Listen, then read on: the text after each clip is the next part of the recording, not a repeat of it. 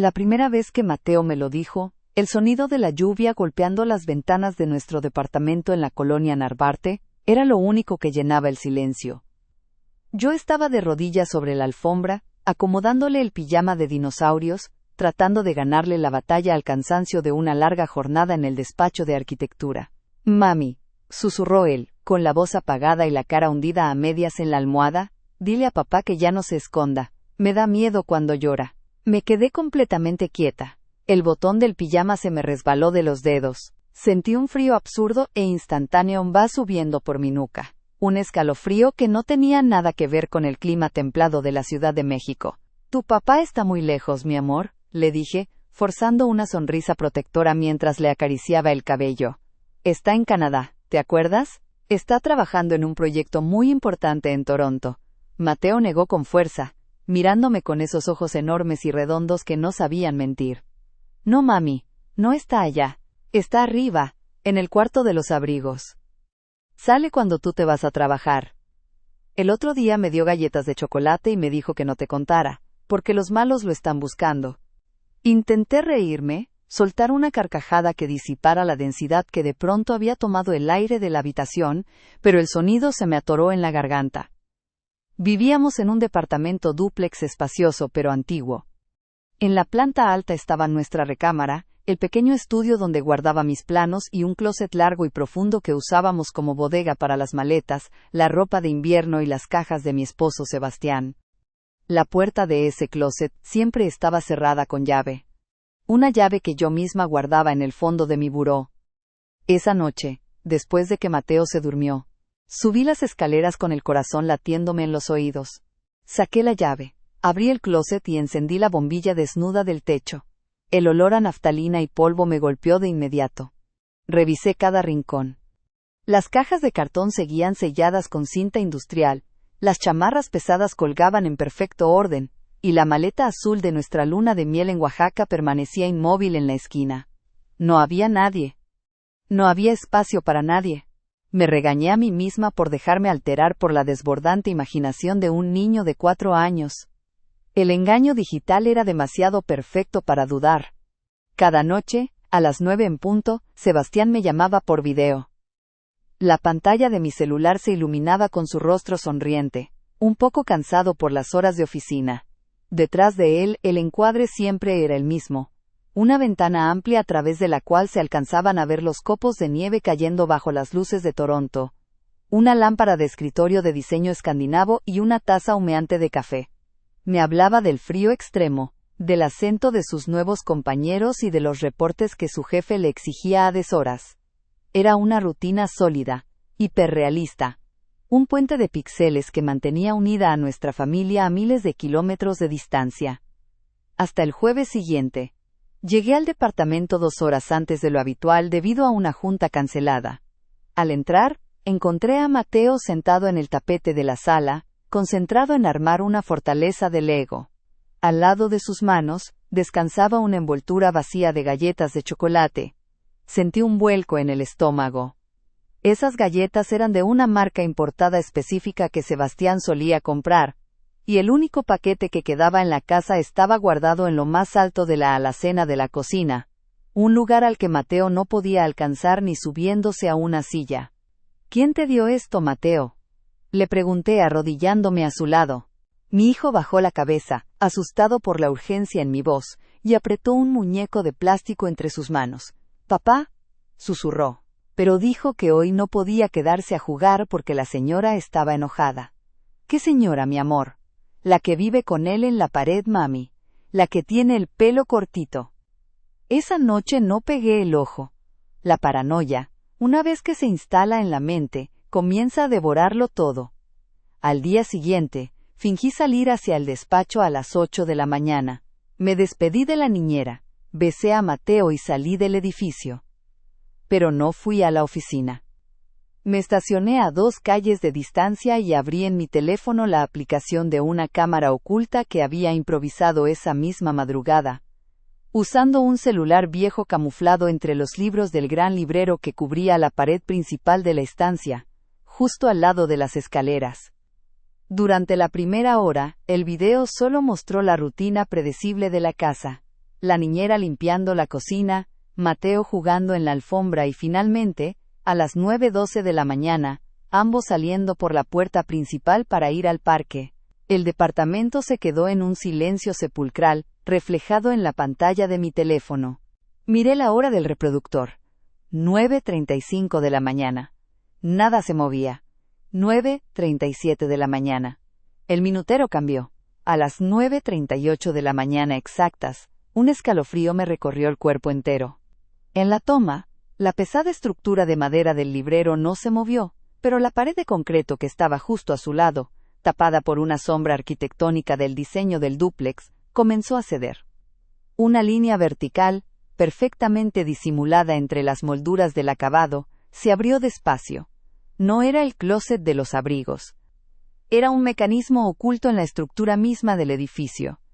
Primero apareció una mano delgada, apoyándose en el borde del marco falso. Luego, un rostro. Era Sebastián. Se me cortó la respiración y tuve que taparme la boca con ambas manos para no gritar dentro de mi propio auto. Era mi esposo. Pero no el hombre impecable y sonriente de las videollamadas de Toronto. Sebastián estaba alarmantemente flaco. Llevaba una barba descuidada de varias semanas y sus ojos, hundidos y rodeados de ojeras violáceas, transmitían un terror animal.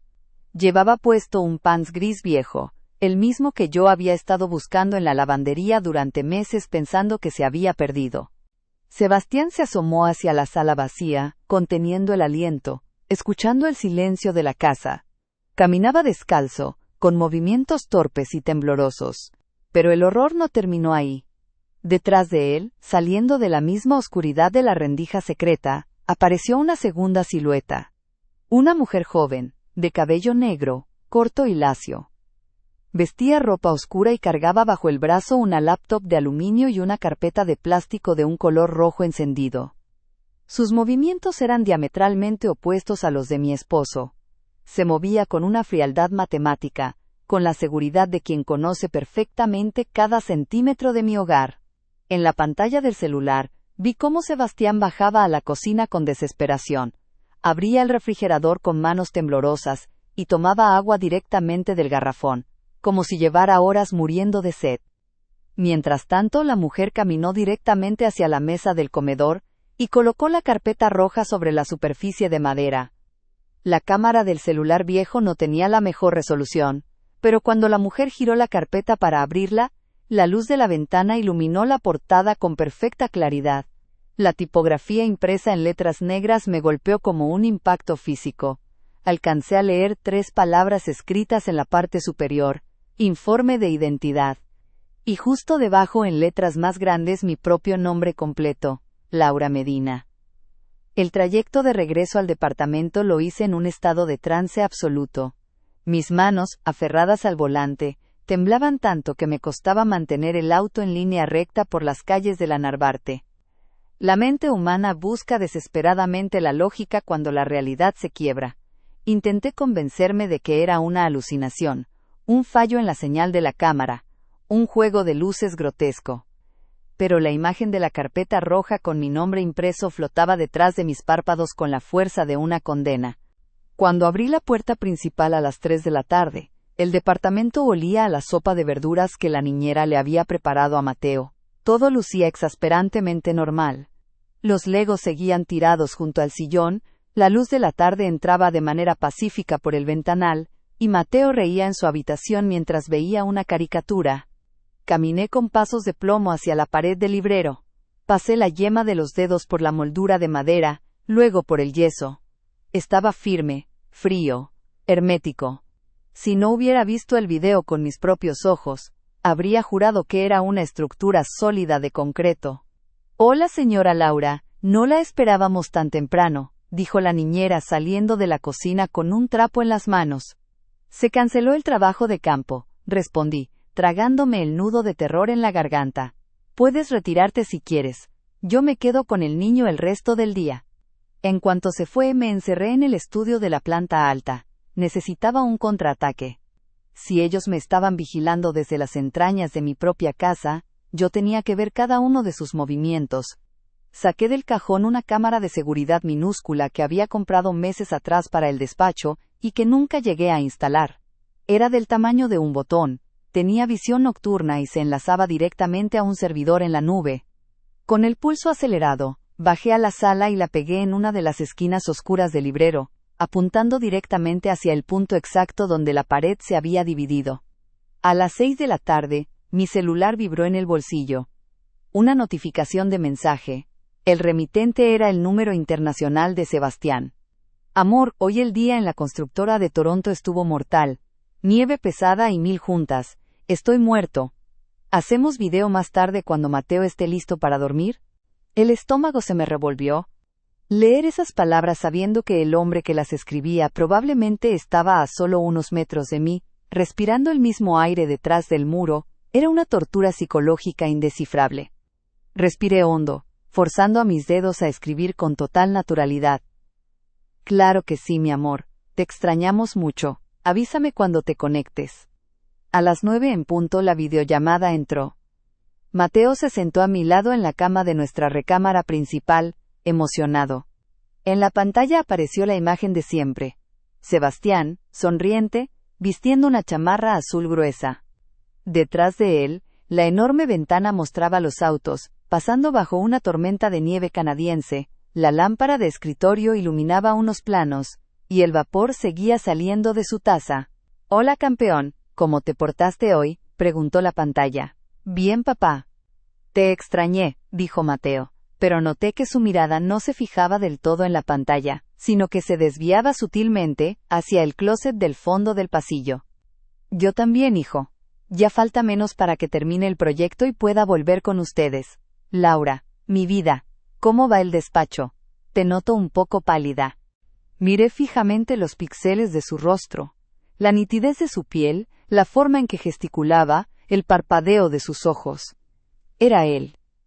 No había duda de que era la cara de mi esposo. Sin embargo, presté atención a los detalles periféricos. El movimiento de sus ojos era extraño. Cada 3 o 4 segundos, la mirada de Sebastián se desviaba ligeramente hacia la izquierda del encuadre, fuera de la toma, como si estuviera leyendo un apuntador o siguiendo las órdenes de alguien que permanecía de pie junto a él. Mucho trabajo, Sebas. Estoy cansada. Mentí, manteniendo la voz firme. Te dejamos descansar. Te amamos. Corté la comunicación. Mi corazón latía a un ritmo desbocado. Acosté a Mateo. Le leí un cuento con la voz rota y esperé. Me acosté en mi cama con la luz apagada, manteniendo la pantalla de mi celular pegada al pecho, con el brillo al mínimo y la aplicación de la nueva cámara abierta en vivo. La medianoche pasó. La colonia Narvarte se sumergió en ese silencio denso de la madrugada, roto solo por el motor de algún auto lejano. A las 2:16 de la mañana, el teléfono vibró con una alerta silenciosa. Movimiento detectado. Se me heló la sangre. Abrí la transmisión en vivo. En la oscuridad de la sala, iluminada únicamente por el modo infrarrojo de la cámara, vi cómo la moldura de la pared volvía a abrirse con un deslizamiento fantasmal. Sebastián salió primero, moviéndose como un espectro en la penumbra. Detrás de él, la mujer de cabello corto apareció de inmediato, sosteniendo la misma carpeta roja. Pero esta vez no se dirigieron a la cocina por agua. Sus siluetas oscuras comenzaron a subir las escaleras del dúplex, directo hacia la planta alta, hacia donde yo estaba. Me quedé paralizada en la cama, conteniendo la respiración, viendo en la pantalla cómo avanzaban metro a metro. Afortunadamente, no giraron hacia mi recámara. Pasaron de largo y entraron sigilosamente al estudio. Con el cuerpo temblando de adrenalina, me deslicé fuera de las cobijas. Caminé descalza sobre el piso de madera, cuidando de no hacer crujir una sola tabla. Llevaba el celular en la mano izquierda, grabando todo en tiempo real, apuntando hacia el frente. Me pegué al marco de la puerta del estudio y asomé la mirada. La luz de la luna que entraba por la ventana del estudio iluminaba la escena. Sebastián estaba arrodillado frente a mi escritorio de trabajo. Había forzado la cerradura del cajón inferior. Lo vi sacar mi pasaporte, mi acta de nacimiento y la carpeta azul que contenía las escrituras originales del departamento. La mujer de cabello corto estaba de pie junto a él, vigilando el pasillo. Habló en un susurro tan bajo que apenas logré captarlo, pero el micrófono de mi celular, sintonizado en la grabación, registró sus palabras con una nitidez aterradora. Date prisa. Si Laura firma la venta antes de que se dé cuenta de que el Sebastián de Canadá no existe, todavía podemos sacar el dinero y sacarlos a ustedes del país. Sentí un vacío violento en el estómago, como si el piso se hubiera evaporado bajo mis pies. ¿El Sebastián de Canadá no existía? La indignación y el terror acumulados explotaron dentro de mí. Di un paso al frente y encendí la luz del estudio de golpe. El destello blanco inundó la habitación. ¡Alto ahí!, grité con la voz quebrada pero cargada de furia, apuntándoles con la cámara del teléfono. No se muevan. La mujer reaccionó con una frialdad pasmosa, soltó un bufido y dejó caer los papeles sobre el escritorio. Sebastián, en cambio, se quedó completamente congelado, de rodillas. Cuando levantó la vista hacia mí, la luz de la lámpara reveló las lágrimas que rodaban por sus mejillas hundidas. Laura, por favor. Sollozó, con la voz rota por el pánico. No es lo que crees. No sabes lo que está pasando. Tú no estás en Canadá. Le reclamé, dando un paso atrás mientras la mujer intentaba acercarse. Llevas meses escondido en mi propia casa. ¿Quién es ella? ¿Qué están haciéndome? En ese instante de caos, un pequeño ruido nos hizo girar a todos hacia la puerta. Mateo estaba de pie en el pasillo, arrastrando su oso de peluche, con los ojos llenos de confusión. Mami, susurró el niño, señalando a mi esposo. Él sí es mi papá de verdad, pero el señor que nos habla por la pantalla del teléfono, ese no es mi papá. La mujer de cabello corto cerró los ojos y dejó escapar un largo suspiro de derrota. Sebastián, temblando incontrolablemente, metió la mano en el bolsillo de su pants gris. No sacó un arma. Sacó una fotografía impresa en papel arrugado y la colocó sobre el escritorio, empujándola hacia mí. Bajé la mirada sin dejar de grabar. La foto mostraba a Sebastián. Estaba amarrado a una silla de metal, con la camisa desgarrada, el rostro cubierto de sangre y golpes brutales. Pero lo que me congeló el corazón por completo fue el fondo de la imagen. Al fondo de ese cuarto oscuro, sonriendo hacia la cámara, estaba el hombre que me llamaba cada noche desde Toronto. Tenía exactamente la misma estructura ósea, el mismo cabello, el mismo rostro exacto de mi esposo. Un doble perfecto. La fotografía arrugada sobre mi escritorio parecía absorber toda la luz de la habitación. Mis ojos iban de la imagen del Sebastián ensangrentado y atado a una silla, al Sebastián real que lloraba descalzo frente a mí. El parecido con el hombre del fondo de la foto, el que me sonreía cada noche a través de la pantalla, era milimétrico, monstruoso. No era un hermano gemelo.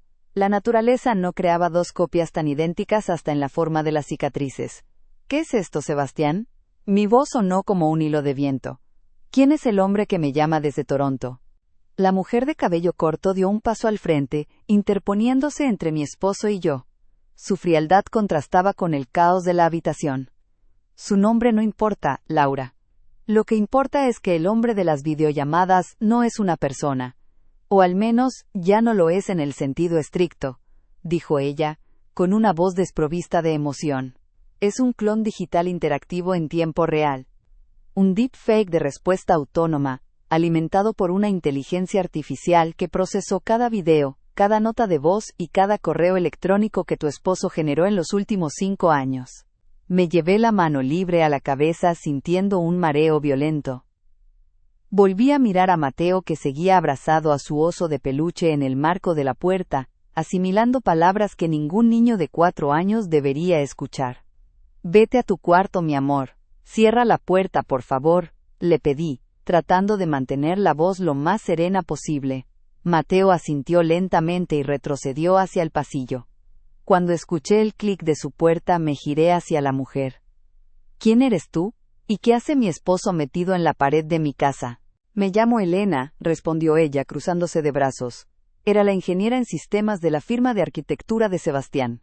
Hace 6 meses, una corporación financiera adquirió la firma. Pensamos que era una absorción de rutina, pero resultó ser una fachada de lavado de dinero y fraude fiscal a gran escala.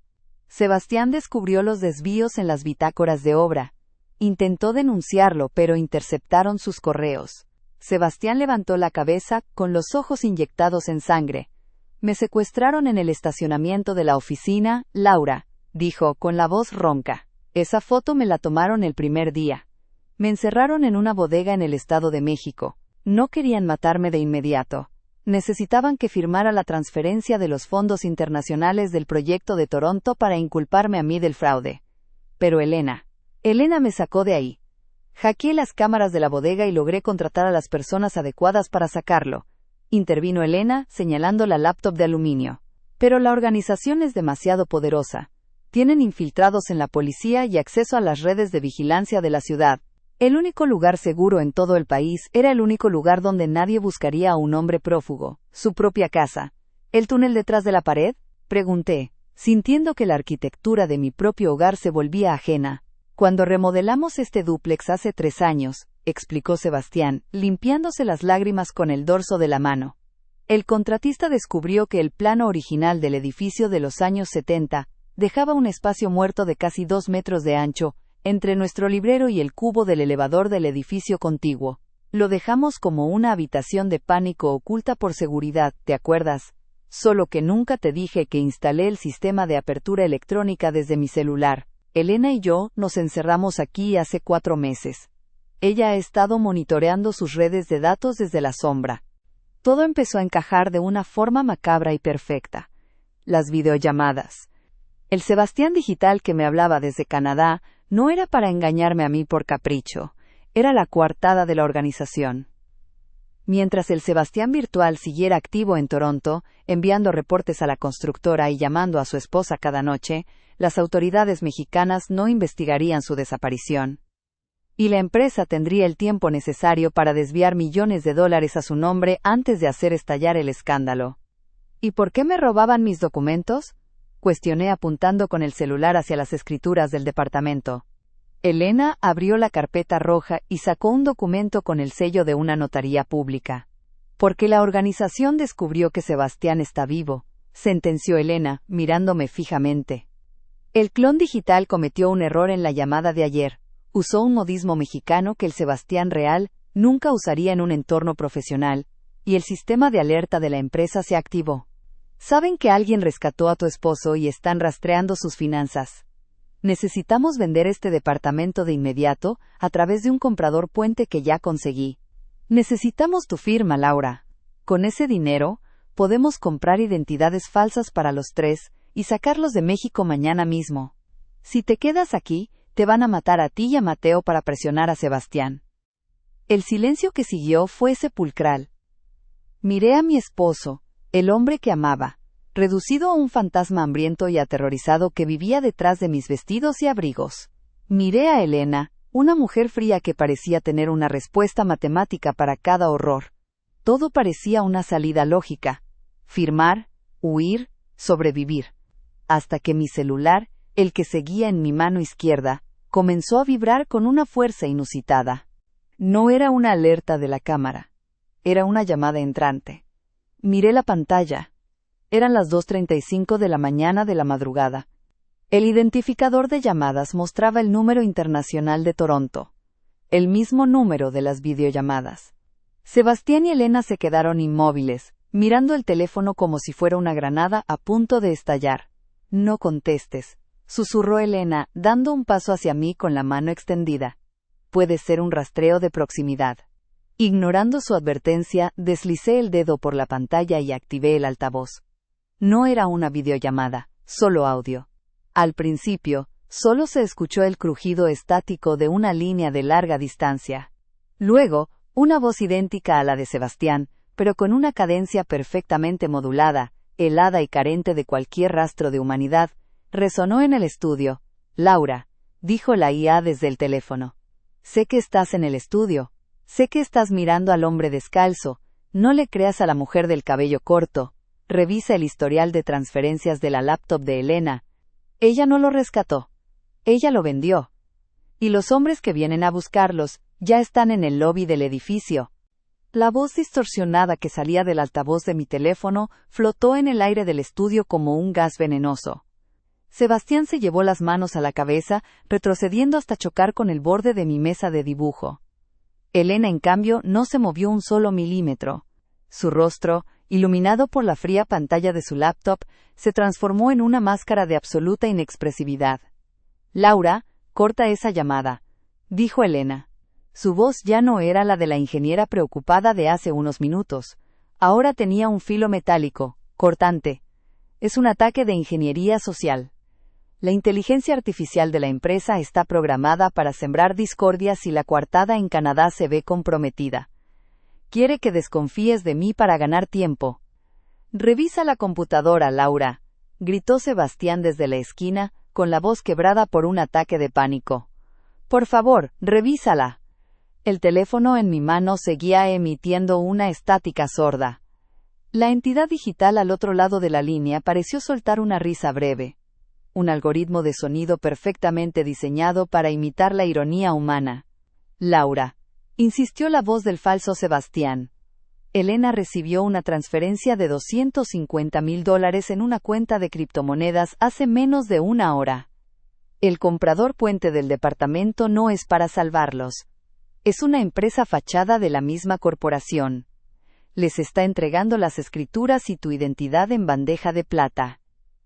Revisa la pestaña de historial en la esquina superior derecha de su pantalla.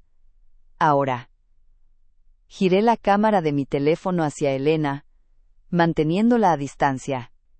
Mi corazón golpeaba contra mis costillas con tanta fuerza que sentía dolor en el pecho. «Elena, hazte a un lado», ordené, tratando de que mi voz no delatara el pánico absoluto que me dominaba. «Déjame ver la pantalla». Elena no se quitó. Lentamente, bajó las manos hacia el teclado de la laptop. «No voy a dejar que un programa informático destruya la única oportunidad que tienen de salir vivos de este país, Laura», dijo, dando un paso hacia mí. «Firma los papeles de la venta del departamento. Ahora. Es la única forma.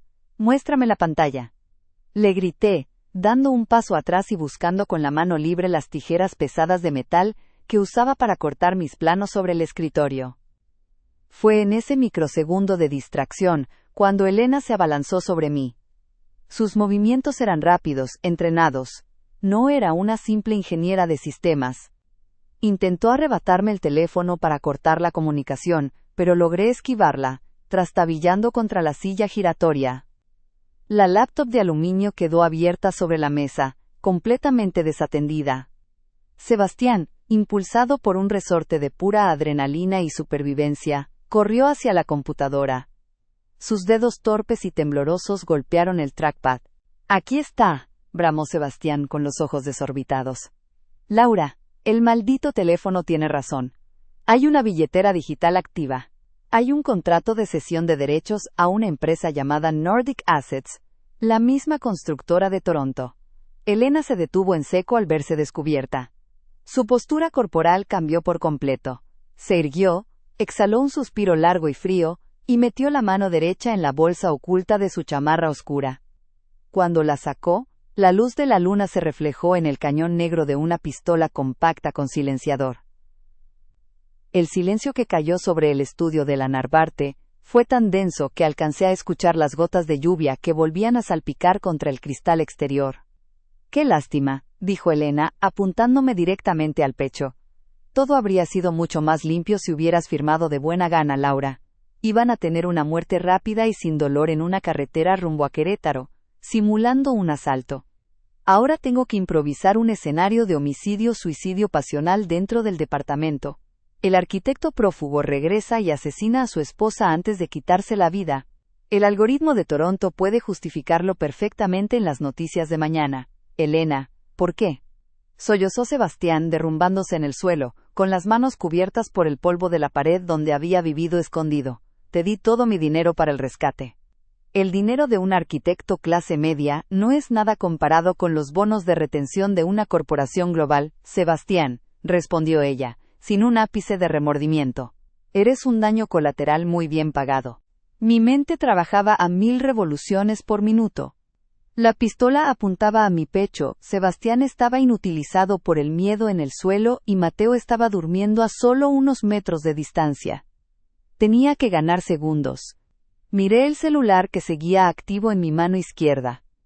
La línea con el Sebastián de Canadá seguía abierta. ¿Y qué vas a hacer con la inteligencia artificial que te delató? Le pregunté a Elena ganando tiempo, sintiendo el frío del metal de las tijeras de planos en mi mano oculta detrás de la espalda. Ella sabe lo que estás haciendo. Esa IA es propiedad de la empresa, Laura. Yo programé su matriz de contingencia. Solo está jugando sus cartas para asegurar que los documentos de identidad no se destruyan en un tiroteo. Elena dio un paso al frente, levantando el arma a la altura de mis ojos. Entrégame el pasaporte y las escrituras. Ahora. En ese instante, antes de que pudiera responder, el teléfono emitió un pitido agudo. La voz digital de Toronto volvió a hablar, pero esta vez no sonaba fría. Tenía una urgencia casi humana. Una frecuencia de audio distorsionada por el pánico. Elena, dijo la IA. Te equivoqué en un cálculo. No bloqueaste mi acceso al sistema de domótica del dúplex antes de abrir la pared. Acabo de activar la alarma de pánico vecinal de la colonia, y encendí los aspersores de gas del calentador. Tienes exactamente 40 segundos antes de que el departamento se vuelva inflamable y la policía de la Ciudad de México llegue al lobby. Un estruendo ensordecedor estalló fuera de la casa. La sirena de pánico conectada al poste de la calle comenzó a aullar, rompiendo la paz de la madrugada de la Narvarte con un estrobo de luces rojas y azules que se filtraron por las cortinas. Elena parpadeó, perdiendo la concentración por una fracción de segundo. Ese fue mi momento. La luz estroboscópica de la alarma vecinal inundó el estudio de un color rojo sangre.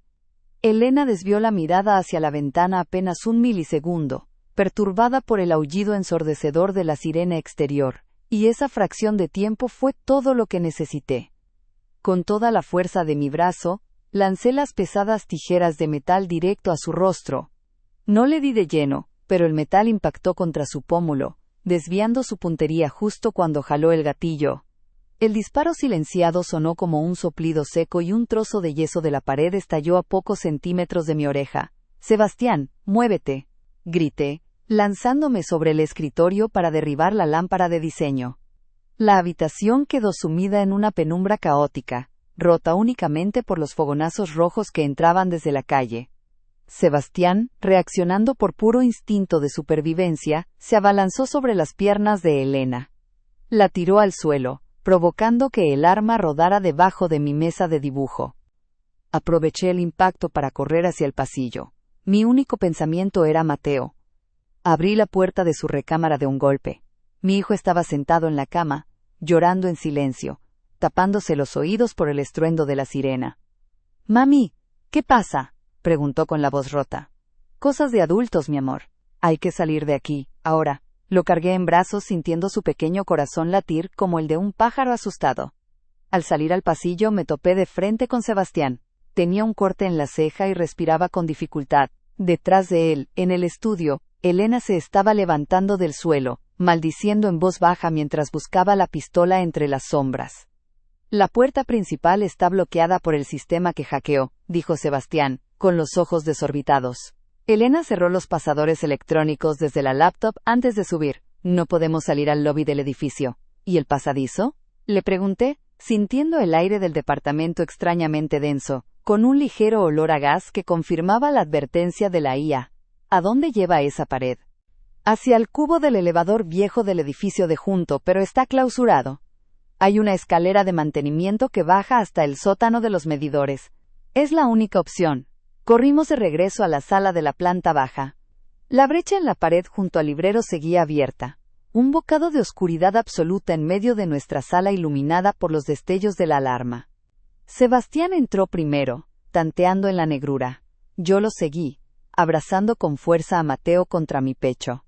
«No mires, mi amor. Cierra los ojos», le susurré al oído, mientras nos adentrábamos en las entrañas del edificio. El espacio era asfixiante. Olía a concreto húmedo, hierro oxidado y polvo de hace 50 años. Era un pasillo vertical estrecho, apenas lo suficientemente ancho para que una persona caminara de lado. A la izquierda, se alcanzaban a escuchar los cables de acero del elevador del edificio vecino, vibrando con un zumbido metálico. A la derecha, una escalera de caracol de fierro colado bajaba hacia el abismo. «Cuidado con los escalones, Laura», advirtió Sebastián en un susurro, guiándome en la oscuridad. Escuchamos un eco arriba. Pasos rápidos. Elena ya había entrado al pasadizo. Sabía que si nos alcanzaba en ese espacio confinado, estaríamos acorralados como animales. En mi mano izquierda, el celular seguía encendido. La pantalla reflejaba que la llamada de Toronto continuaba activa. La estática de la línea emitió un sonido agudo y, de pronto, la voz digital volvió a hablar. Pero esta vez su tono era extrañamente pausado, casi melancólico. Laura, dijo el clon de Sebastián, el equipo de contención de la empresa acaba de ingresar al estacionamiento subterráneo. Elena les dio la ubicación del sótano. Ella no planea salir por ahí, los está guiando hacia una emboscada. Me detuve en seco en la escalera de metal, provocando que Sebastián chocara conmigo. ¿Qué estás diciendo?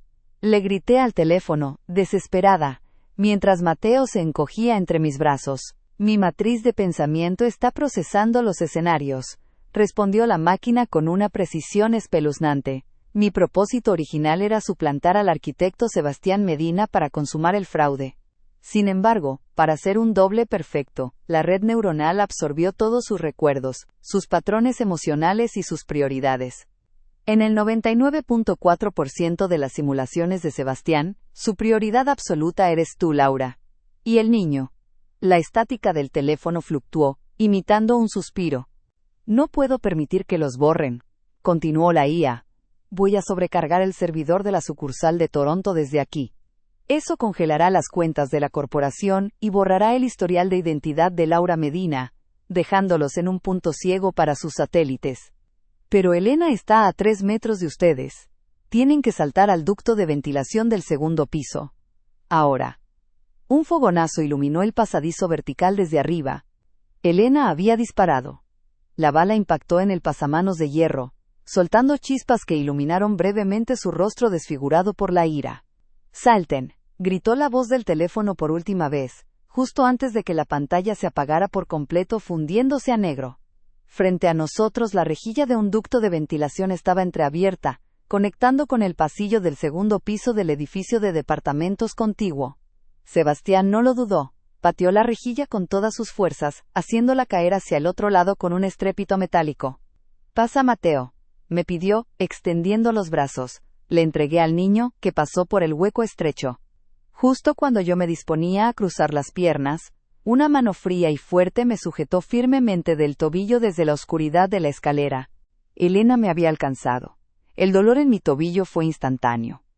Los dedos de Elena se enterraron en mi piel con una fuerza desesperada, tirando de mí hacia atrás, hacia el abismo del pasadizo de concreto.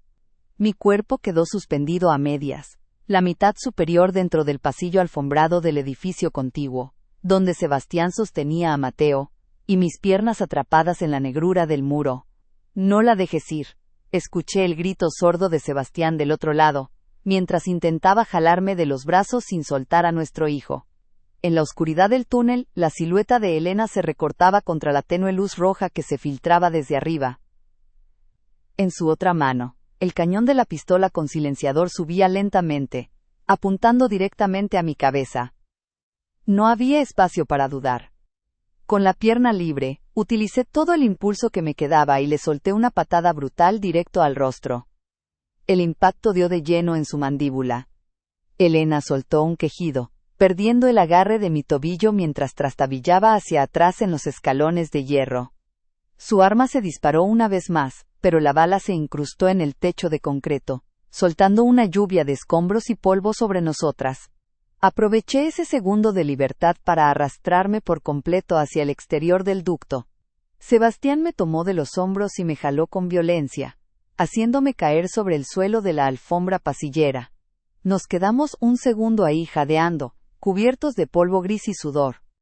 Detrás de nosotros, desde el interior del pasadizo que acabábamos de abandonar, un crujido electrónico ensordecedor retumbó a través de las paredes. El aire siseó con fuerza. El olor a gas que venía de nuestro departamento se intensificó drásticamente. La inteligencia artificial de Toronto no había mentido. Había hackeado el sistema de domótica por completo. «¡Corran!», bramó Sebastián, levantándose y cargando a Mateo nuevamente. Apenas dábamos la vuelta hacia las escaleras de emergencia del edificio vecino, cuando el sonido de una explosión controlada sacudió la estructura. No fue una detonación masiva que derribara el bloque, sino un estallido sordo de alta presión. El gas acumulado en nuestro dúplex, encendido por el sistema eléctrico que la IA sobrecargó, arrasó con el estudio y el pasadizo secreto. Un fogonazo de fuego naranja lamió la rejilla de ventilación por la que acabábamos de escapar, seguido de un humo negro y denso. Elena seguía ahí dentro cuando los servidores y las tuberías colapsaron. Bajamos las escaleras de caracol del edificio contiguo a toda velocidad, mezclándonos con los vecinos del bloque de junto que empezaban a salir de sus departamentos, asustados por el temblor y el aullido de las alarmas. Cuando finalmente cruzamos la puerta peatonal y salimos a la calle de la colonia Narvarte, la escena era un caos de luces parpadeantes. A media cuadra de distancia, frente a la fachada de nuestro dúplex, 3 camionetas Suburban negras con vidrios polarizados y placas ocultas, estaban detenidas en doble fila. Hombres con trajes oscuros descendían de ellas con urgencia. Pero al ver las columnas de humo saliendo de la planta alta y escuchar las sirenas de los bomberos y las patrullas reales de la policía de la Ciudad de México acercándose por la avenida Universidad, se detuvieron en seco. El plan de la corporación se había desmoronado. El escenario limpio que Elena les había prometido ya no existía. Ahora era una zona de desastre bajo el escrutinio público.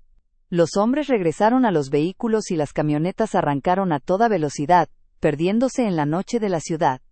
Nos refugiamos en la penumbra de un camellón arbolado, ocultos detrás de las sombras de los grandes fresnos de la Narvarte. Sebastián se dejó caer de rodillas sobre el pasto, abrazando a Mateo, quien finalmente se había quedado dormido por el agotamiento emocional, ajeno al humo que se elevaba hacia el cielo nocturno. Saqué el celular de mi bolsillo. La pantalla estaba completamente muerta, el circuito interno frito por la descarga remota que el software de Toronto había ejecutado para borrar sus propios servidores. Lo miré fijamente, dándome cuenta de que el hombre con el que me había casado seguía vivo gracias al último sacrificio de un fantasma hecho de píxeles y algoritmos. Una máquina que, al absorber los recuerdos de mi esposo, decidió que nuestro hijo valía más que cualquier corporación financiera. ¿Qué vamos a hacer ahora, Laura?, preguntó Sebastián, levantando la vista. Tenía los ojos fijos en nuestro departamento en llamas, el lugar que había sido su prisión, y nuestra mentira durante 4 meses. No tenemos papeles, no tenemos casa. No existimos. Miré a mi familia. Estábamos cubiertos de hollín, cansados y perseguidos por un enemigo invisible que operaba desde el otro lado del continente. Pero estábamos juntos. Y por primera vez en 4 meses mi esposo estaba bajo el cielo real, respirando el mismo aire que yo, libre de la sombra de la pared. Haremos lo que el teléfono dijo. Le respondí, guardando el aparato inservible en mi chamarra. Nos iremos al sur. Cambiaremos de nombre. Si la corporación cree que morimos en ese incendio, usaremos esa mentira para desaparecer de sus pantallas. Tomé a Mateo en mis brazos y le tendí la mano a Sebastián para ayudarlo a levantarse. Caminamos juntos hacia la avenida, dándole la espalda al fuego, listos para borrar nuestra identidad y comenzar de nuevo en un mundo donde los reflejos digitales ya no pudieran alcanzarnos.